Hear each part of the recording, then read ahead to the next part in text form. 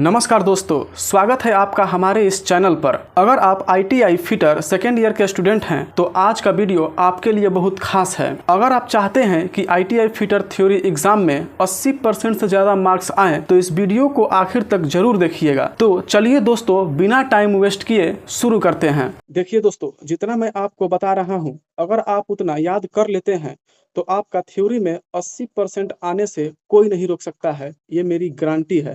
तो चलिए शुरू करते हैं। सबसे पहले अपना पहला क्वेश्चन है, यूनिवर्सल कपलिंग का उपयोग कहाँ किया जाता है? तो दोस्तों, यूनिवर्सल कपलिंग का उपयोग ऑटोमोबाइल वाहन में किया जाता है। तो इसका आंसर ए बिल्कुल सही हो जाएगा। तो चलिए दोस्तों, अगला क्वेश्चन पे हम आते हैं। अगला क्वेश्चन हमारा है, कौन सी चेन ड्राइव सूर रहित और एक समान ड्राइव प्रदान करती है? तो दोस्तों, इसका आंसर होगा टूथेड चेन। टूथेड चेन जो है वो सूर रहित और एक समान ड्राइव प्रदान करती है। तो इसका आंसर हो जाएगा बी नंबर बिल्कुल सही है। अगला क्वेश्चन है हमारा, चित्र में दिखाए अनुसार पिस्टन 2 पर कितना दबाव कार्य कर रहा है? दोस्तों, इसका आंसर हो जाएगा हमारा 50 केजी। 50 केजी आंसर हमारा बिल्कुल सही है, यानी कि सी नंबर बिल्कुल सही है। अगला चौथा नंबर क्वेश्चन है, कनेक्टिंग रॉड्स और इलेक्ट्रिकल मोटरों के लिए किस बियरिंग सामग्री का उपयोग किया जाता है? दोस्तों, इसके लिए कॉपर लीड मिश्र धातु का उपयोग किया जाता है। इसका आंसर डी बिल्कुल सही होगा। अगला क्वेश्चन हम देखते हैं। अगला क्वेश्चन है 5 नंबर। इस क्वेश्चन को ध्यान से देखिए और चित्र को ध्यान से देखिए। याद करने का इसमें मैं एक तरीका बता रहा हूँ। कह रहा है कि चित्र में दिखाए गए एक्स से चिन्हित भाग का नाम क्या है? देखिए, ये उठा हुआ है यानी कि टॉप में है, तो इसका नाम है टॉप लाइड, यानी कि बी नंबर आंसर इसका बिल्कुल सही होगा।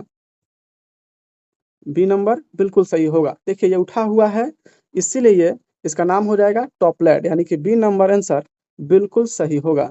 चलिए अगले क्वेश्चन पे हम आते हैं। क्वेश्चन नंबर 6 पे कह रहा है कि चित्र में दिखाए गए एक्स से चिन्हित भाग का नाम क्या है? दोस्तों देखिए, ये दो बिंदुओं के बीच की लंबाई पूछ रहा है। तो इसको हम देखिए कैसे बनाते हैं। तो दोस्तों, इसका आंसर हो जाएगा साइन बार की लंबाई। ये दोनों बिंदुओं की जो बीच की दूरी है, ये क्या है? साइन बार की लंबाई है। तो इसका आंसर ए नंबर बिल्कुल सही हो जाएगा। तो चलिए हम अगले क्वेश्चन पे आते हैं। अगला क्वेश्चन है दोस्तों 7 नंबर। जैसा कि चित्र में दिखाया गया है, एडजस्टेबल बियरिंग में घिसाव को कैसे ठीक किया जाता है? तो दोस्तों, इसको स्लॉटेड नट को समायोजित करके ठीक किया जाता है, यानी कि डी नंबर आंसर बिल्कुल सही होगा। दोस्तों, अगला क्वेश्चन है 8 नंबर। कह रहा है, सीसा, टीन, तांबा और एंटीमनी की धातु मिश्र धातु का क्या नाम है? दोस्तों, इसका नाम है बेबिट मेटल। इसका नाम है बेबिट मेटल, यानी कि सी नंबर आंसर बिल्कुल सही होगा। अगला क्वेश्चन पे आते हैं हम। तो अगला क्वेश्चन है 9 नंबर। कह रहा है कि बार टाइप के टॉर्क रिंच को किसी कोण पर देखने से रीडिंग पर क्या प्रभाव पड़ता है? गलत रीडिंग पड़ता है। हो जाएगा बी नंबर आंसर बिल्कुल सही होगा। दोस्तों, अगला क्वेश्चन है 10 नंबर।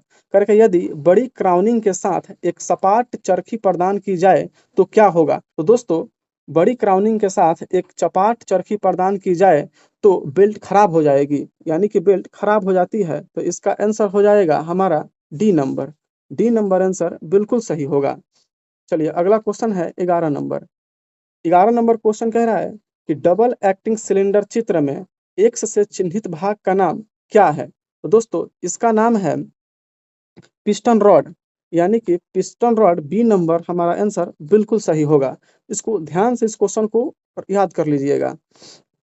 क्वेश्चन को ध्यान से देखिए और उसको याद कर लीजिएगा, क्योंकि जितना भी क्वेश्चन आएगा सब इसी में से आएगा और आपका मार्क्स 80% से कम नहीं आने वाला है, अगर आप इसको सही तरीके से याद कर लेते हैं। तो चलिए दोस्तों, हम क्वेश्चन नंबर 12 पर आते हैं। कह रहा है कि चित्र में दर्शाए गए सीमा गेज का नाम क्या है? तो दोस्तों, इस गेज का नाम है प्रोग्रेसिव प्लग गेज। दोस्तों, इस गेज का क्या नाम है? इस गेज का नाम है प्रोग्रेसिव प्लग गेज। देख लीजिए दोस्तों इस चित्र को सही तरीके से और इसको याद कर लीजिए। तो इसका तो इसका आंसर सी नंबर बिल्कुल सही होगा, यानी कि प्रोग्रेसिव प्लग गेज। चलिए दोस्तों, आते हैं हम 13 नंबर यानी कि 13 नंबर क्वेश्चन पे। कह रहा है कि चित्र में किस प्रकार का हाइड्रो मोटर दर्शाया गया है। देखिए ये है गियर टाइप, इसमें हमको दर्शाया गया है गियर टाइप को, तो यानी कि ए नंबर आंसर बिल्कुल सही होगा। दोस्तों आप इस क्वेश्चन को ध्यान से देख लीजिए, इसका आंसर होगा ए नंबर, यानी कि गियर टाइप। चलिए अगले क्वेश्चन पे आते हैं हम, क्वेश्चन नंबर 14 पे। कह रहे हैं कि चित्र में दिखाए गए एक्स से चिन्हित भाग का नाम क्या है। तो दोस्तों इसका नाम है प्रोटेक्टर स्लिप, यानी कि जो नीचे है वो प्रोटेक्ट कर रहा है। इस तरीके से आप याद कर सकते हैं, प्रोटेक्टर स्लिप। इस चित्र को ध्यान से देखिए और नीचे जो एक्स से चिन्हित किया गया है, इसका नाम क्या है, इसका नाम है प्रोटेक्टर स्लिप। इसलिए इसका आंसर सी नंबर बिल्कुल सही होगा। चलिए दोस्तों अगले क्वेश्चन पे हम आते हैं। अगला क्वेश्चन है 15 नंबर यानी कि 15 नंबर। कह रहे हैं कि चित्र में दिखाए गए गेज का नाम क्या है। देख लीजिए दोस्तों, इस गेज का क्या नाम है, गो और नो गो। इस पे लिखा हुआ है गो और नो गो, इसको ध्यान से देखिए और इसका आंसर हो जाएगा आपका स्नैप गज। इसका नाम है स्नैप गज, यानी कि बी नंबर आंसर बिल्कुल सही होगा। तो चलिए अगले क्वेश्चन पे हम आते हैं और क्वेश्चन नंबर है 16।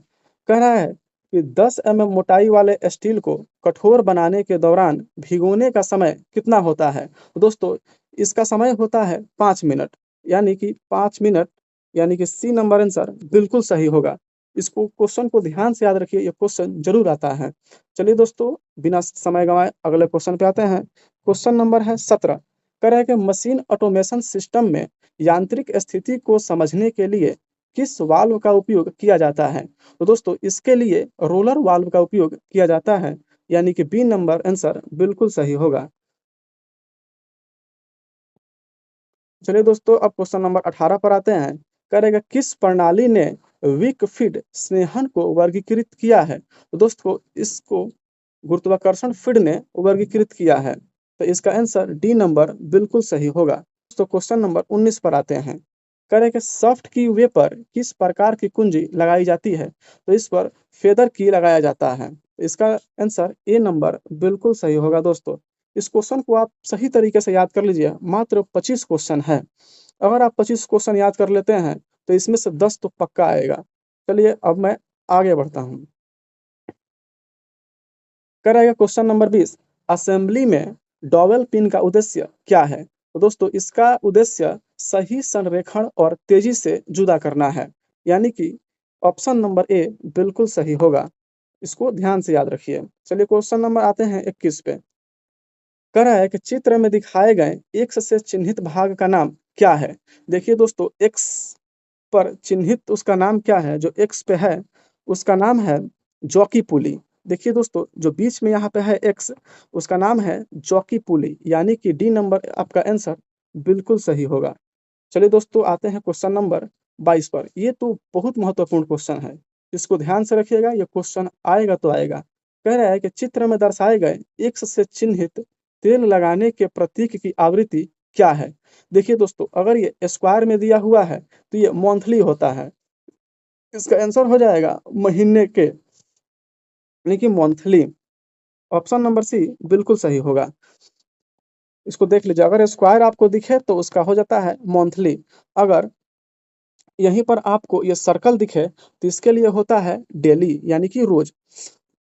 तो इसको दोस्तों ये दोनों को आप सही तरीके से याद रखिएगा। तो चलिए दोस्तों क्वेश्चन नंबर आते हैं 23 पे। कह रहे कि चित्र में किस प्रकार का ड्राइव दर्शाया गया है। तो दोस्तों इसमें स्टेपर ड्राइव को दर्शाया गया है, तो इसका आंसर हो जाएगा ए नंबर बिल्कुल सही होगा। इसको ध्यान से देखिए और याद कीजिएगा। अगला हम नेक्स्ट क्वेश्चन पे आते हैं, क्वेश्चन नंबर 24। करें कौन सा गियर समकोण पर प्रतिच्छेद करने वाले सॉफ्ट के बीच शक्ति संचारित करता है। तो ये होता है बेवल गियर। दोस्तों इसका आंसर हो जाएगा, ऑप्शन नंबर हो जाएगा ए बेवल गियर।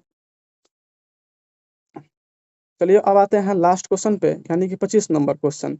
करें कि चित्र में दर्शाए गए पाइप फिटिंग आइटम का नाम क्या है। देखिए दोस्तों इस फिगर को आप सही तरीके से देखिए और बताइए इस फिटिंग आइटम का क्या नाम है। देखिए यह है एक टोपी के जैसा, यानी कि यह है कैप्स। इसका आंसर हो जाएगा ए, ऑप्शन ए, यानी कि कैप्स। चलिए दोस्तों, आप इस क्वेश्चन को याद कर लीजिएगा पूरे सही तरीके से। तब तक के लिए goodbye, best of luck, जय हिंद, जय भारत।